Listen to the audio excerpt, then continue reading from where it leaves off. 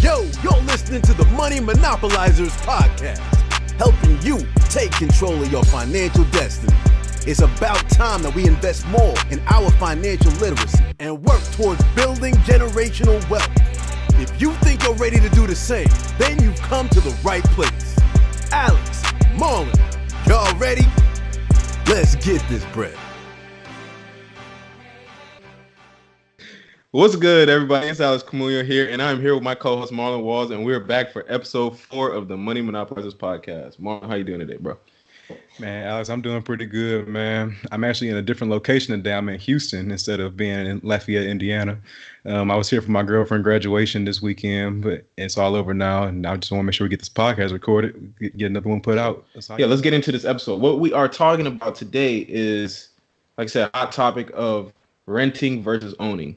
So today it's a big debate about, whether people want to, if they should rent or if they should own, depending on what stage they are in life. Usually, when you're young, fresh out of school, whatever the case may be, a lot of people say, just go ahead and rent an apartment, get an apartment. Or, and usually, whenever you, establish yourself somewhere, you should settle down at a house or kind of establish your roots. That's kind of what people say. So today we just kind of want to present to you the facts of renting versus owning, and kind of just give you an objective point of view on it, and then towards the end we're gonna make sure to give y'all a subjective point of view based off of our perspective and what we how we look at the situation. So we're gonna talk about it in terms of the financial and the logistical aspects of renting versus owning, and some of the advantages and disadvantages to each of them. So the answer to this question, there's no one answer we can honestly sit here and give you. We can't sit here and tell you, oh, you need to be renting or you need to be owning. Obviously, we have our biases and our point of views, and we'll kind of get into that at the end. But for the main part, this is going to vary for most people based off of just your situation, your lifestyle, your place in life, your finances, that kind of stuff. It's going to vary for everyone.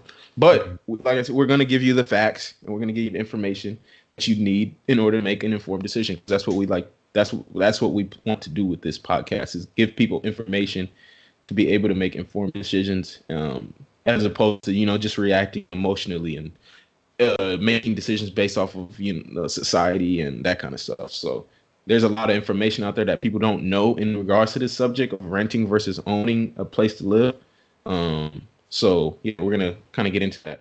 So the thing about it is usually the bias leans more towards ownership, right? Because a lot of businesses such as mortgage lenders, agents, home improvement stores, you see a lot of those commercials out there, brokerages and all those kind of things. You see commercials out there, ads, billboards, all that stuff. And that's kind of conditioning people to believe that ownership is better than renting, right? It's kind of, if you see it all the time, it's being pushed onto you, sort of. You're always thinking, okay, ownership. Because you don't really see a lot of, apartment complexes or property managers or that kind of stuff advertising out there. They'll do their own, marketing and stuff, but as far as commercials and that kind of stuff, you're never going to see that kind of stuff out there. There's a disadvantages and advantages to each. So you just have to be able to make an informed decision for you, and how it fits best for you. So one thing I was just thinking about that you just said, it's pushed on a lot of people. I think that's why people view owning in such a high light. That's why people always be like, oh, this is my biggest asset, because it's been pushed such a big thing, a big goal to accomplish. That's people's biggest goal, is just to own a house, so they hold it in such a high light because it's been advertised as such, so they see renting like, oh, that's normal, but owning is like a big time thing. Yeah, especially whenever you're young and just got out of school. They definitely is not. They're not going to tell you to go buy a house when you just graduated school. Most people aren't going to say that's a good idea. So, but one thing about it, so like I said, with this episode, we're going to provide you a perspective that's objective first, and then we're going to give you our point of view. It's going to be a little more subjective, obviously. But one thing about the objective point of view is looking at it also from a economical standpoint.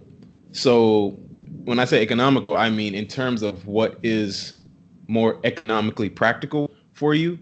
And this is actually something that's studied by a lot of financial experts. This is actually like a big topic of understanding.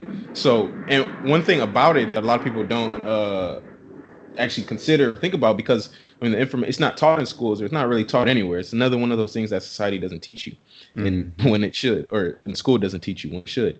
And there's something that I actually wanted to touch on with this, and that is actually, it's called the price to rent ratio. So, but the price to rent ratio is just comparing like the economics of buying versus renting. So it's going to tell you what the cost of renting or buying is relative to that market. So it's different for every market. It's going to look different for every market.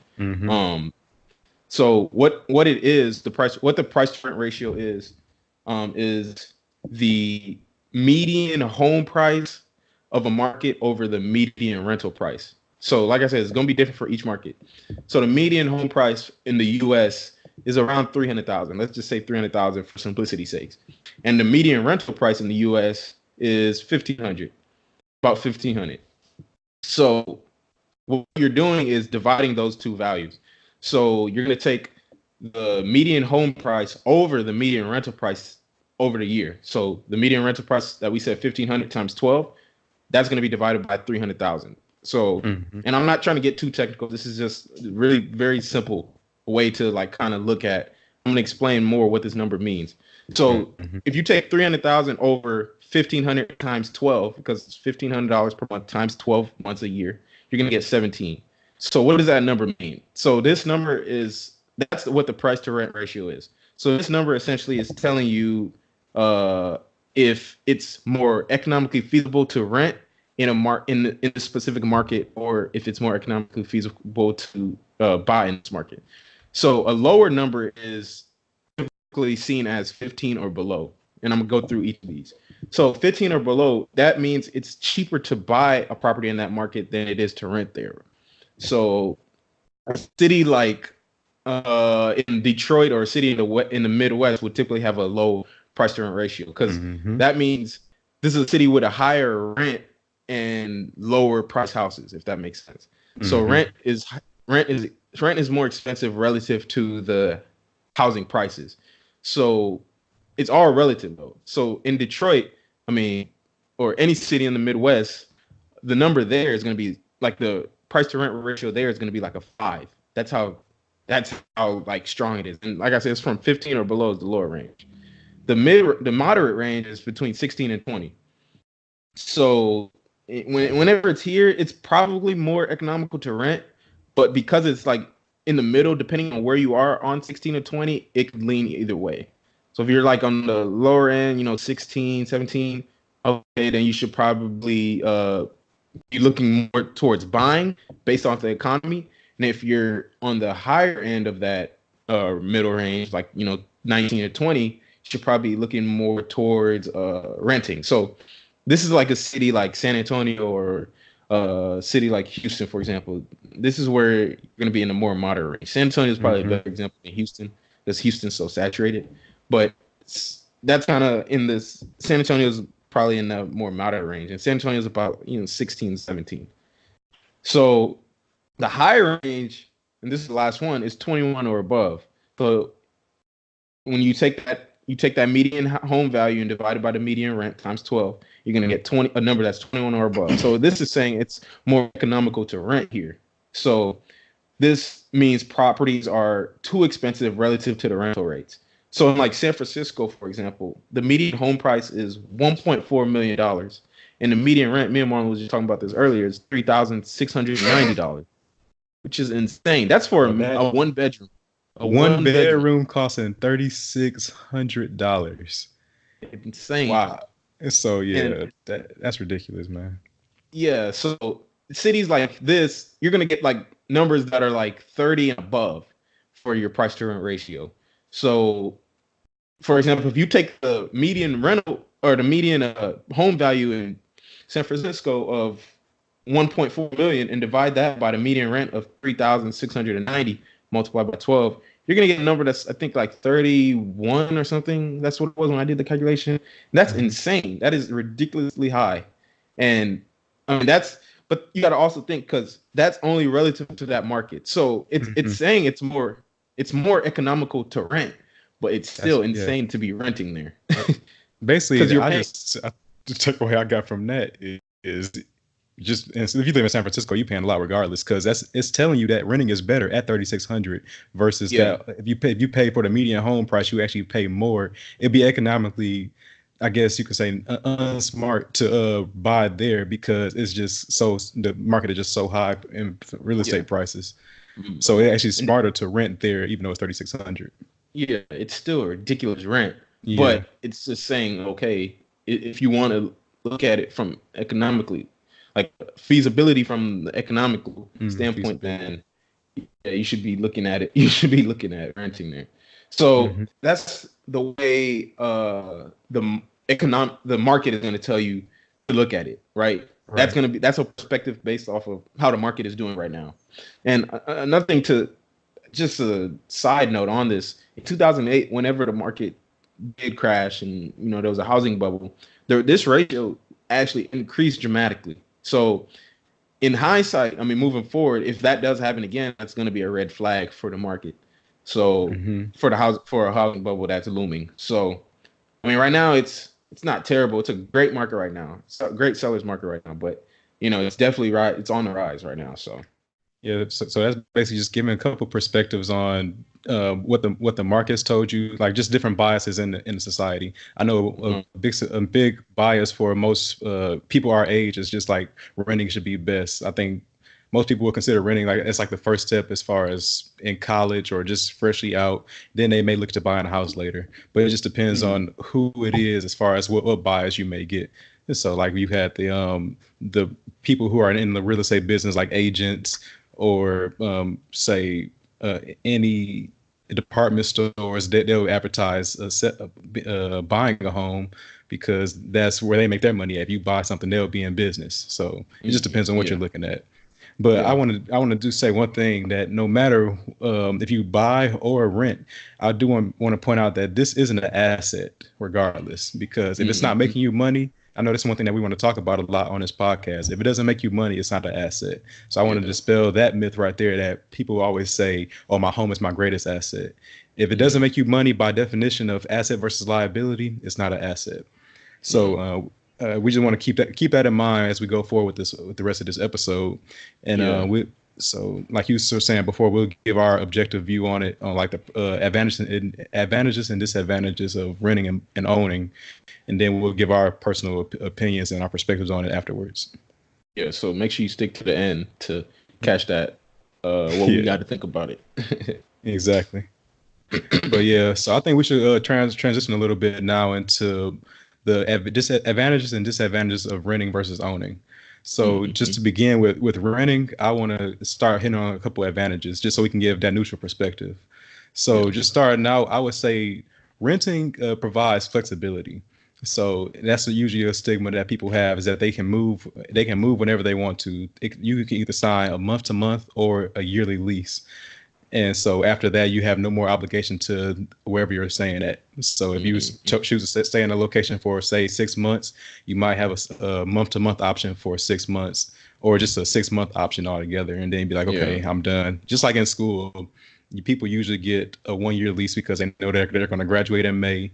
And then they're like, okay, I'm gone from here. So that's usually why you see a lot of people renting.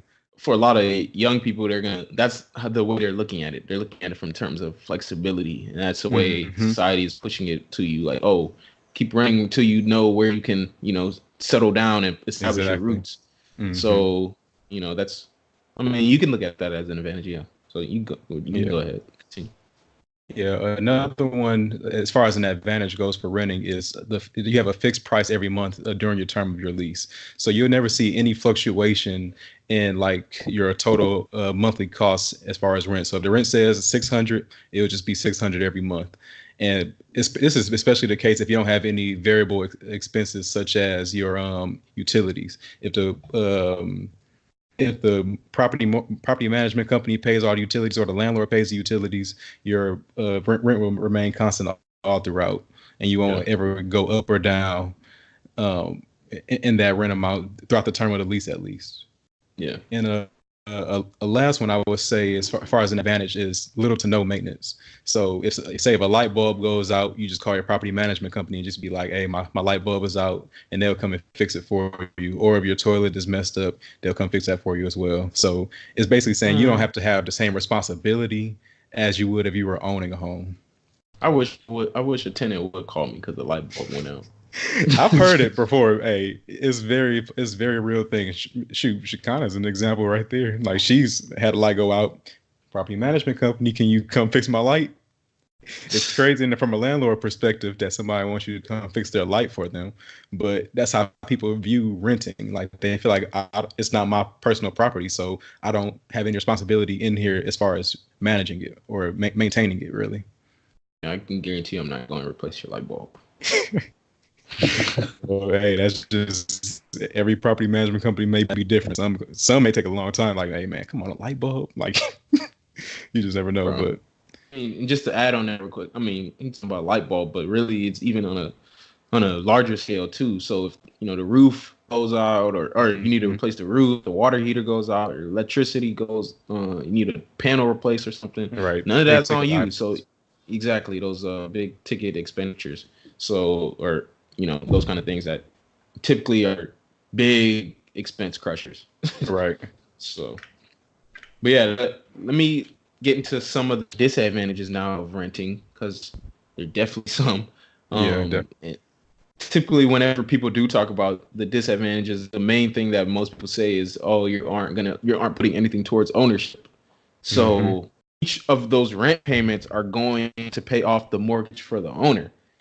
You're building the owner's equity, or that landlord. You're building their equity in that property. We're going to get into what equity is later, but you're putting money in their pockets every month. Exactly. That's what you're doing. And part of that rent payment that you are paying is just profit for that owner. There's a profit margin built in. I mean, only any smart investor or landlord are going to have profit margin built into their rent. Nobody just wants to collect the enough money to pay the mortgage. They want to collect money to pay the mortgage and make some little money on the side, known as cash flow. So we'll get into a little bit more of that later on. But another disadvantage: rent increases after the lease expires. So more times than unless that, yeah. So typically, in order to keep up with inflation, like we talked about in the couple episodes ago, they have to keep increasing the rent. Rent increases are common everywhere. Every year they happen every year. So whenever your rent goes up after your lease expires, you can't avoid that. That's inevitable. Unless you're like with what's called a mom and pop landlord, where it's just like a little, like a person that's individually managing your property. If you're like living in a 4-unit apartment, then you probably have like an individual that's their landlord. They might be a little more lenient on that kind of stuff. But if you're in, a 300-unit apartment complex, good luck trying to escape a rent increase. It's not gonna happen. The only way that you're gonna escape a rent increase is if you're in like a high price market like Los Angeles or Seattle, where they have something known as rent control. So rent control is essentially just a cap on the percent of rent increase that landlords can charge every year. And there's like ordinances on this in Los Angeles that actually limit it, because the housing market is so expensive over there. But it's inevitable. It's going to happen no matter where you are. It's still going to happen eventually, because inflation is just, you can't get away from inflation. So, yeah. So, Marlon, you got any other ones to add to that before we move on to the next part? Yeah. So, like on your first point, you said you're not putting any money into ownership. I was basically just thinking like your money that you spend is never seen again. So if you have $1,000 rent payment every month, you will never see any of that $1,000 again. So that's over the course of a year. $1,000 times 12 is $12,000. You basically threw $12,000 down the drain. You'll never see that money again. It doesn't become equity. It doesn't become any form of liquid asset. You never recoup any of that money, basically. Yeah. And I thought about property management companies. You're at their mercy, technically speaking. It's like if you have a bad property management company, then if you need something that needs to be repaired, have something that needs to be repaired, you will never like. It may take 2 months or 2 or 3 months to come get them to fix your toilet. If they're a bad property management company and they just don't come to help you out or fix anything up. And also with property management, if a property management changes, you may see a drastic increase in rents if there's a better property management company that comes in. So say if you're paying $300 in rent for 2 or 3 years and you've been staying there for a while, and a new property management company comes in and they fix up everything really nice, but then they up the rents up to $600 instead of $300 because they were drastically undervalued in that market. That may be something that you're subjected to, but because you chose to rent over buying. Mm-hmm. And that's also, I mean, if the owner decides to sell the property, which they can do anytime, then the new owner is going to come in. They're going to have new property management, or even if then they're going to make the decision. Okay, this place has been undervalued, and that's something that commonly happens within real estate investing in multifamily and apartment syndication and that kind of stuff. They'll sell an apartment complex. A new owner will come. They'll say, "Man, this place is undervalued. We need to definitely increase the rent here so that we can increase its value." Because the way they're evaluated is based off of the income that they're generating. So they have to increase that income somehow. And usually they do that. They might fix up the property a little bit and then they'll decide to go ahead and jump up the rent. And a lot of times that leaves them with vacancies. People move out, but it happens. So exactly. Yeah. Many people are completely fine with renting and don't mind that they aren't contributing towards ownership because they believe they're in a stage in life where they don't want to be tied down or aren't ready for the responsibilities of home ownership. If this is your way of approaching this, I want you to truly think about if this is your way of thinking of it or if this is a societal stigma that's being forced on you. If you haven't, you should sit down and take time to calculate how much money you're spending in total on your living expenses every month. Seriously think about if you're okay with how this money is being spent, and then do yourself a favor and consider if you can get a better return on this money through ownership. So now we're going to transition sort of into owning now and look at the objective standpoint from owning or about owning. So we're not going to sit here and tell you about any of the intangible stuff that comes with owning, because I always hear people say whenever they're talking about this, whenever that you should buy because you get stuff like stability and you belong to a community, or you get pride of ownership and that kind of stuff. That I don't care about that stuff. I'm trying to give you the facts based off of the financial standpoint and logistical standpoint. Right. So but before we get into those, we kind of want to dispel some of the fears though of buying, because a lot of people have fears when it comes to this stuff, and there's really just myths. There are things that can be dispelled just because they're not either not true or there's ways around it. So the biggest one that I always hear because I ask people whenever I do talk about this, and people say, and I ask them about, what is their standpoint on it. And if they say renting, I tell them, okay, why are you opposed to buying? I always ask them that question. And a lot of people, especially young people, the number one answer is people think that people say that it's going to tie you down, right? So most people approach the decision based on not wanting to be tied down to a location. They think that owning a home is going to leave them there or require them to stay there for, I don't know, the next 10, 15 years, or how long they want to keep the house. But that, that's something that can easily be dispelled, and we're going to get into that later. But just because people say people will hear the 30-year mortgage and that kind of term, and they think, oh man, 30 years, I got to be in that house 30 years. But exactly, that's not the case. So Marlon, you want to kind of talk about some of the other fears that people have? This is a very big the thing that I get answered, or that I see all the time in society. Like I have a whole bunch of talking points on this, because this is something I'm really passionate about now, because I just wanted to dispel people's myths that they have about buying, because they're so against it starting out. So number one I wanted to talk about is they fear responsibility. They feel like if they buy a house, then like we said earlier with the cons of buying, they feel like, oh man, I gotta handle anything that may come up, all the expenses, all the variable expenses, like a roof getting messed up, or I got to cut grass now, I got to do a whole bunch of maintenance to the home. But so it's basically like they feel like they got to grow up and they just want to stay at this with this young mentality. And I will say now, this responsibility is something that you have to take on if you do choose to buy versus rent a house. But it's not as bad as you think. It's just taking a new step. It's like it's going into the realm of the unknown, something you haven't done before. So that's why people are really scared, more so than just responsibility itself. Is just taking on something. Another one is PMI. This is something I heard recently. I was talking to somebody and they mentioned that they wanted to they needed to put 20% down on their home in order to buy it. That is to avoid this thing called PMI, which is property mortgage insurance. And it's basically something that the bank tags on onto your loan if you own personally under 20% of the home. And people feel like it's like an extra couple $100 a month that you add on to. I think that's actually an exact percentage that you get added on, like 0.8% or something yearly. And people feel like, oh, if I buy a home, I'm gonna get property mortgage insurance, so I'd rather not buy one because I don't have 20% to put down on the home. But at the same time, I'm thinking, why would you want to tie up that much money in the first place? Because we'll talk about this later on when we start explaining more about owning. But you don't have to put down 20%. That's not a requirement. You can actually go as low as 3%, and you can use the other 17% of that 20% and go invest it, or like to invest it in an asset that'll pay for your property mortgage insurance. It's just a way of thinking differently about it, as opposed to being like, I just don't want to pay. I'm gonna incur a new expense. I don't want to. I'd rather put 20% down to avoid it. You can just get something to pay for that, which is called an asset.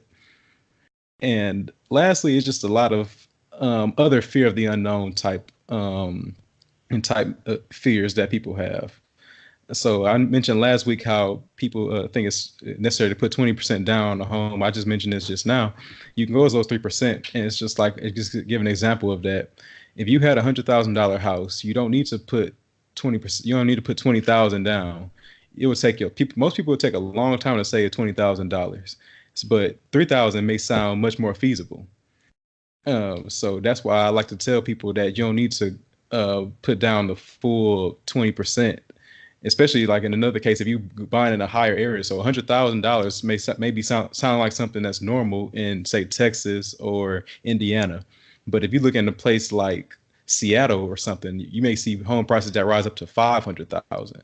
So 20% of $500,000 is $100,000, and you know how long it takes to save $100,000, and you're gonna just drop all that into the down payment of a home in order to avoid the property mortgage insurance or whatever the fear of the unknown may be. But to dispel that myth that you need to have 20% to put into a home, is really can go as low as 3%. But I think we'll explain exactly like the loans that go along with that later on. And I think the last thing that people fear is just getting started, because like I said, it's the fear of the unknown. It's something that you haven't done before. And it actually reminds me of an analogy that I saw in one of the books I was reading, The Magic of Thinking Big. It basically laid out that there's a paratrooper. As a paratrooper, the part you fear most is the actual jump itself. Like, you basically psych yourself out all the way leading up to the jumping out of a plane and just with like parachuting. The part that psychs you out the most is just the approach, like getting to the point where you actually do the action. And that's exactly what happens with owning or buying a home. People psych themselves out and imagine all the variables, what could happen, what may happen, but actually it didn't never end up getting started. But the whole thing with this is that you won't gain more confidence by waiting for the perfect time to get started. And that just basically give your mind more time and more reasons to not begin or to not take that action step. Yeah, the longer that you take to kind of make a decision, the less likely you are to follow through with it. And that's why, when you get a job offer, the employers, they be pressuring you to kind of accept that offer sooner rather than later, because they know the longer you take to accept it, the more likely it is that you're going to not accept it. So right. But just to end all this, because that's my last fear of the unknown. I do want to say that learning the process would mitigate this fear. So the more you know about it, the less scary it is. So understand that you had to pay 3% instead of 20% will mitigate the fears that you have with buying a house, because you don't think you have to save $100,000 to buy a $500,000 home. Yeah. But in the end, I think it all comes back to taking the action, though, because you can learn it. You can, like the paratrooper, you can know what to do, but if you never take the action, you'll be more scared of it as you continue to think about it. So yeah, let's help people learn it. Let's give them some knowledge right here about, kind of some of the advantages and the disadvantages of owning, and give them some information so that they can make an informed decision for themselves. Exactly. So as far as the advantages for owning, the main reason people was going to say owning is better is because of the opposite reason that people will say, hey, renting is worse.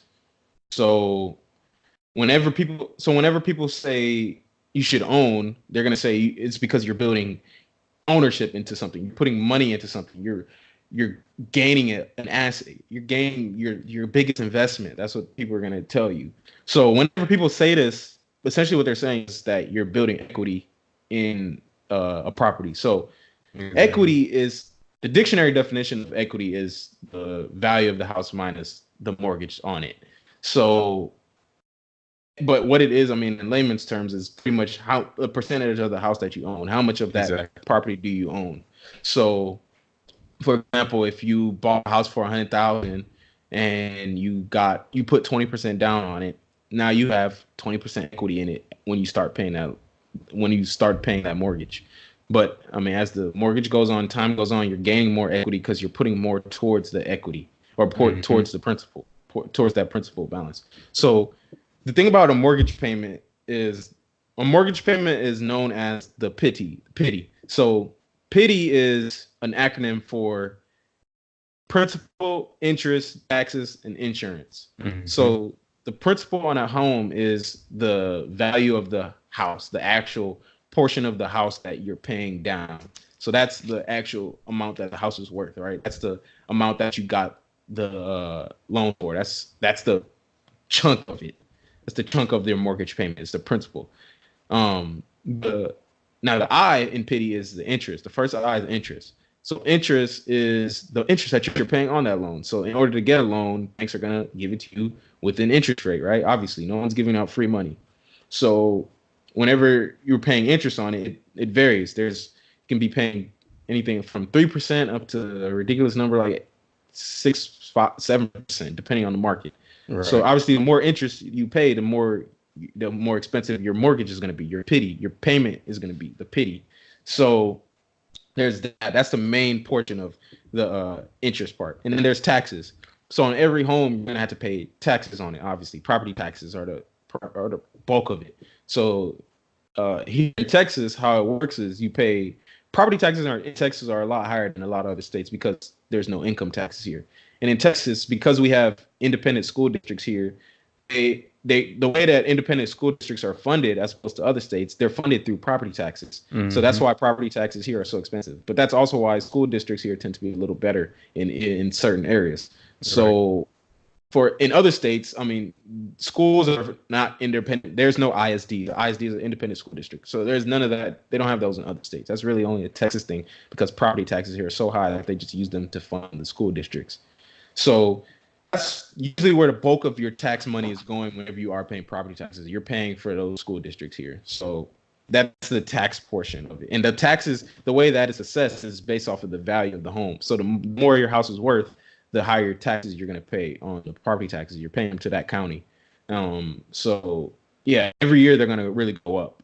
And then the last thing is insurance. That's the I of the PITI. So there's PITI. The last thing is insurance. So the insurance is exactly what that is. It's the insurance. It's the risk part that you're covering there's someone that's covering your home, the homeowner's insurance. There's somebody that's covering that, and you're paying them every month to make sure if anything happens that it'll be covered. They'll replace it for you, they'll fix it for you, they'll take care of it. And there's a bunch of things so depending on where the house is and the type of house and what you're doing with the house and the people living there, interest, or the interest is going to be really different. There's all types of insurance too, depending on the area. Here in Texas, you're going to have a lot of places where you're going to be paying flood insurance, especially if you're in a flood zone. Good luck with that. You're going to be paying ridiculous amount of money for insurance. But then see if you go somewhere like California, then you're paying something like you're paying earthquake insurance now. Exactly. So it just varies on the region, obviously. But that's the main reason people say owning is better, is because you're paying more of that principal balance down. You're gaining equity. So equity is essentially a savings account you're contributing to. Another reason that or another advantage of owning is because the home values increase every year. So when the home values increase every year, you gain equity in that house, right? Because remember what I said, the definition of equity is it's the value of the home minus the amount of the mortgage, right? So if you have a higher value and you subtract the mortgage on it, the mortgage isn't going to change, but the value is increasing. Now you're gaining more equity in the house, right? Exactly. So now you're, every year as the house appreciates. I mean, all things being equal, you're going to gain more equity without even paying more money. You're just naturally gaining more equity. That's called appreciation. That's market appreciation. So that's what that is. And that's, that kind of ties into, the first part, the first advantage I just spoke about. But the third one that I want to kind of touch on is, it's not, most people don't think of it this one, but I mean, that's what we're trying to do here, is we're trying to provide you the information. And this is because the government allows you, if you buy a house, they allow you to pretty much claim tax deductions on your mortgage insurance and your property taxes when you file your tax returns. So every year in April, whenever you file your tax returns, you can claim this as a deduction. You can claim your mortgage insurance that you're paying and the property taxes that you're paying. So the amount of insurance that you pay over the life of the loan is not going to actually be the amount that you're going to pay if you do recoup some through your tax returns. It's not significant to, I don't think that would warrant you to make a decision like, oh, I need to go own, but it's definitely something that's consideration. So, right. But now, let's get into, those are the bulk of the advantages. Those are the biggest reasons people will look at, renting or owning as opposed to renting. So let's get into some of the disadvantages now of owning. So earlier we were talking about when we were talking about renting, we're saying some of the disadvantages were throwing away money whenever you're renting. All that money, you're never going to recoup that. You're never going to see that again. Well, you're still doing that too whenever you own too. Some of that is going on into, or some of that is happening whenever you are paying that mortgage. So earlier I just finished talking about PITI, right? The PITI of your mortgage payment. The P is the principal, I is the interest, T is the taxes, and then the last I is the insurance. So the T, the taxes, you're not going to see that money again ever. You're paying that to the county. They're using that to pay for the school districts. So, but the biggest thing that you're really throwing away money on is the mortgage interest. The first I of the PITI, right? So mortgage interest, like I was talking about, is the interest that you pay to be able to have that loan, right? No one's giving away free money. Banks aren't giving out free money to you. So in order to get this loan, you have to pay interest on it monthly, and you even pay some upfront sometimes too. But in the beginning of the life of the loan, the interest is going to be the majority of your payment. So exactly. There's a term that's used widely in economics. It's called amortization. So amortization is essentially just a gradual reduction of a debt over a given period. So it's just your payment breakdown of your interest paid, the principal paid, and the loan balance over the life of the loan. So for example, if you have $100,000 loan, 30-year mortgage at 4% interest, right? So every payment that you make, every mortgage payment that you make, the principal and interest on it, we just talked about PITI, the principal and interest that you make, it would be $477 for the life of the loan. But in the beginning, you're going to be paying $333 to interest and only $144 to the principal. So as the life of the loan goes on, you're going to see the dispersion kind of change. So you're going to be paying more to principal and less to interest as time goes on. So in theory, if you got the loan today, it'll take you 13 years until you'll be paying even amounts of interest and principal. So the first payment, you're going to be paying $333 to interest, and then the last payment, you're only going to be paying $2 to interest and $475 to the principal. And that's crazy. That's essentially how banks are making money. This is why, banks are considered investors too. They're making money off of this stuff just from that kind of stuff. They essentially on a $100,000 loan, you're going to end up paying $71,000 in interest at 4%. That's insane. These banks, they know what they're doing. So that's definitely something to consider. That's throwaway money. A lot of that in the beginning is throwaway money. Another one is the maintenance. You're going to have to take care of all the maintenance. So, I mean, there's no way of avoiding that. If you own a house, what you going to do if water heater breaks? What you going to do if you need a new roof? What you going to do if you need to replace the electrical panel? You got to pay for it. And those are expenses that you're going to have to be able to cover. So that's something to consider. Okay, so another disadvantage that a lot of people probably don't really think about, but actually should consider, is that the market is really going to be determinant on if you're able to sell your house or if you should hold it for a little bit longer. If it's a seller market like right now, if you sell a house and it's, a decent house at a good price range, it will pretty much, it's like almost guaranteed to sell right now because the market is such a seller's market. It's so hot, especially it depends on where you go. It's really city specific, but in the majority of the U.S., it is a seller's market. Sometimes, other times, it's a buyer's market. So it just depends on the time that it is. Right. Marlon, you got some other ones that you want to add? Yeah, one thing you just mentioned with the with selling or buying, like for instance, when the market crashed, you risk owing more to the bank than what your house is worth or what it could sell for. So because of that, you won't be able to sell your home and be able to pay off your loan. So that will force people to have to hold their home a little bit longer, even if they don't want to. So that's something that people do consider. That's why people choose to not be so highly leveraged in some cases. So it depends on how long you want to hold your home.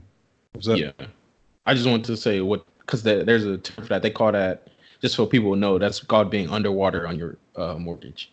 So whenever that happens, underwater. Yeah. Exactly. And you typically, in order to sell it, you have to do what's called a short sale. We're not going to get into that right now. We'll get into that in the real estate episode, but it's a whole process you don't want to be involved in. Exactly. But yeah, the last disadvantage is just that you have to pay more up front as opposed to renting. With renting, you may have to pay the first and last month's payment. So basically, they would tell you need to pay your first month's rent and then pay a security deposit that's equal to the last month. That's equal to 1 month's rent. So that's all you have to come out of pocket.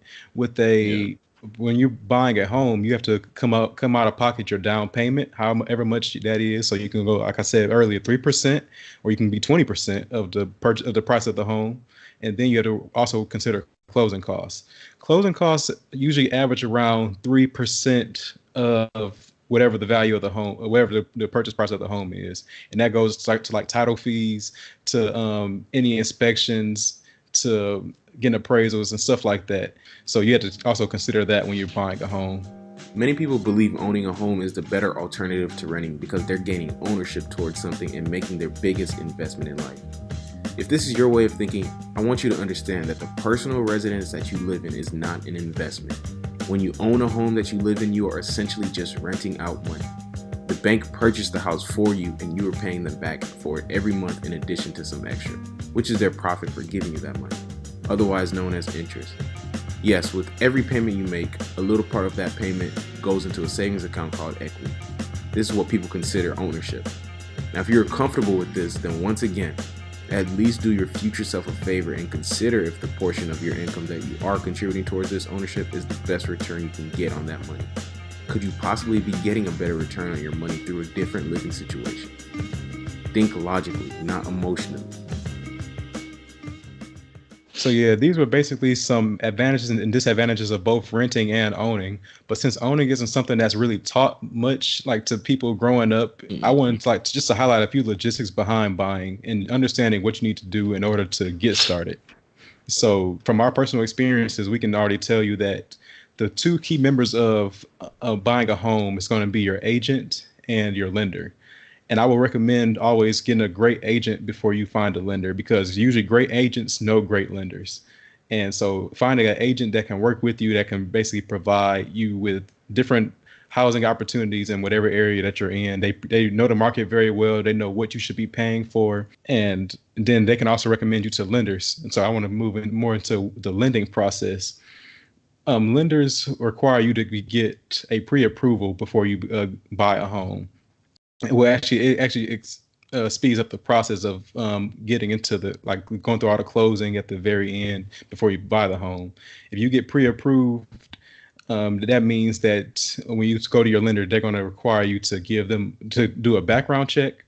They're going to look at your credit history, your payment history, like how much are you getting paid, like the last 2 payments. Is it consistent? Is it enough to be able to support this loan you're trying to get in order to buy the house? And then they're going to look at this thing called DTI, which is your debt to income ratio.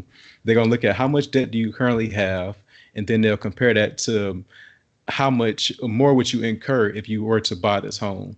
So if your debt to income is a certain margin, they'll be like, okay, you have too much debt. You need to pay down some debt before we are comfortable giving you this loan. Yeah. So typically they want that loan to be 33% of your income. That's what rule of thumb is typically for most people. They say 30% or a third of your income should be going towards your housing expense. So from the lender's perspective, you got to think of it from the lender's perspective. They got to cover all their make sure they're covering all the liability that could possibly happen on their end. So they need to make sure that you have good credit and that you are getting a consistent income and you don't have too much debt. That's kind of, they're covering all their loose ends before they give you that loan. So that's kind of what the pre-approval process kind of entails. But you can go ahead and keep it. Yeah. So just to tie in a little bit more to like other logistics that come with buying a home.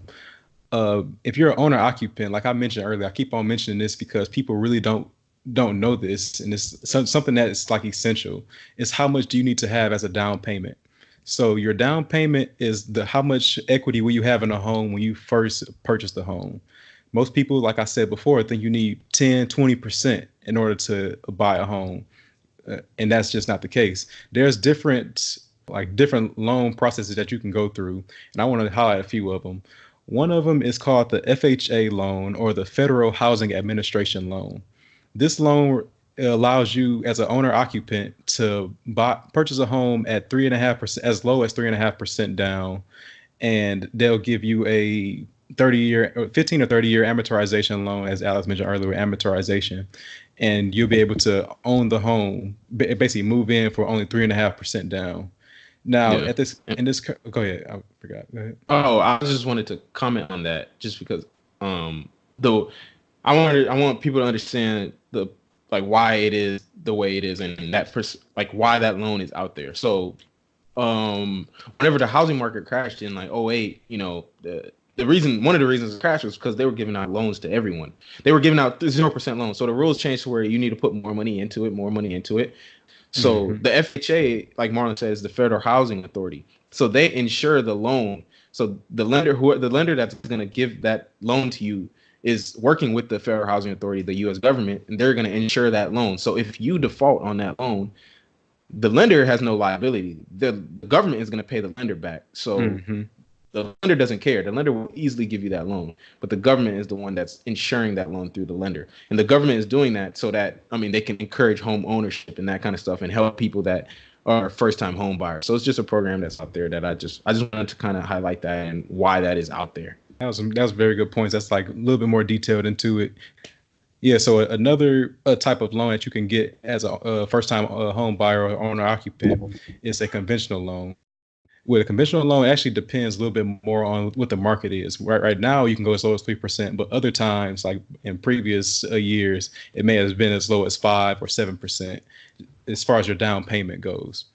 That's just going to be dictated, especially like when the market crashed. They may want you to have a whole lot more equity in the home in the form of a down payment.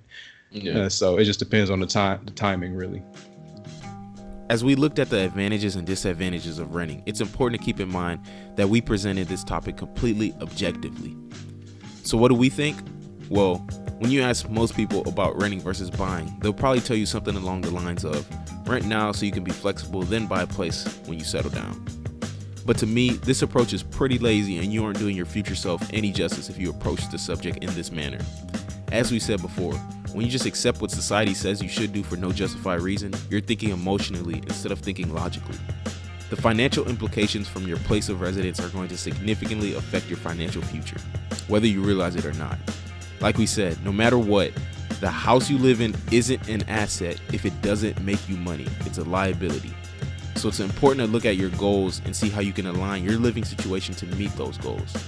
For example, if you work for a company that requires you to move every 2 years and your goal is to move up in the corporate ladder within the company, but you also want to invest in assets that generate passive income for you, how can you align your living situation to match that goal? For me, my goal is to be financially independent by age 28. So how does my living situation align with that goal? Well, stay tuned for the next episode because we'll get into exactly how you can financially align your living situation with your life in order to achieve your goals.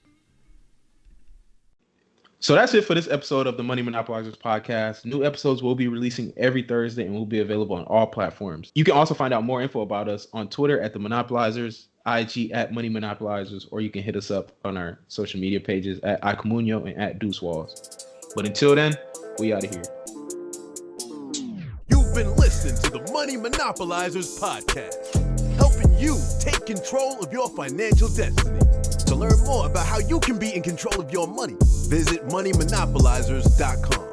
We'll catch you next time when Alex and Marlon share more personal finance and wealth creation tips with you. Now it's time to take action.